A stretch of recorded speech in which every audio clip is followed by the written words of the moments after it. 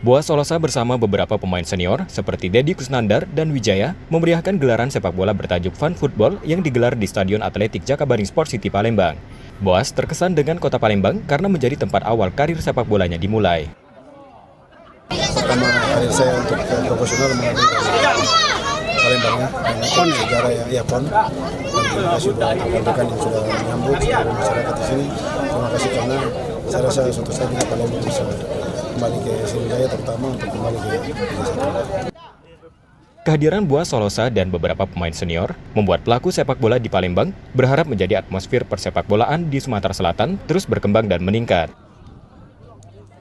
Meningkatnya pencinta sepak bola di Sumatera Selatan dengan adanya hadirnya beberapa pemain bintang dari Boa Solosa dan Dendi Gunawan dari Persib. Nah, itu membantu dan membangkitkan suasana persepak bolaan di Sumatera Selatan lagi.